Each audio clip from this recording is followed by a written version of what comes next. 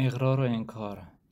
همیشه مسلک ما یاری خدا بوده، برای دین خدا جان ما فدا بوده. تمام تابع شرع رسول مختاریم، تمام پیرو فرمان آل اطهاریم. خدا گواه است تمامی دروغ میگویند، به حق سخن بی فروغ میگویند. میان دو برادر نفاق و کینه ز چیست؟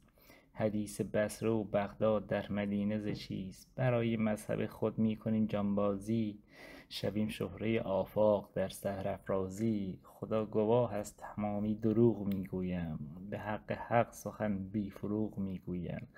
کتاب و قبله و دین خدا یکیست یکی، برادران وطن دین ما یکیست یکی. مقلد علماییم جملگی والله، رساله در بغل ماست روز و شب تا الله.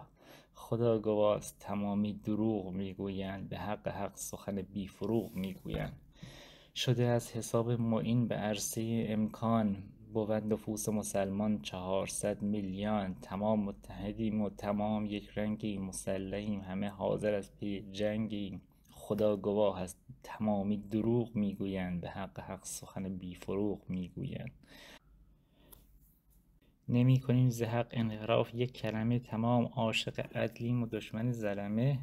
زمام ماست مدامی به دست مجتهدین، نشسته ایم تمامی به بست مجتهدین. خدا گواه است تمامی دروغ میگویند، به حق سخن بی فروغ میگویند.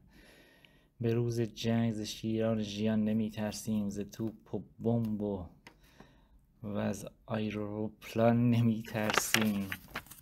هوای روضه باغ جنان بود ما را، چه ترس ز بمباردمان بود ما را.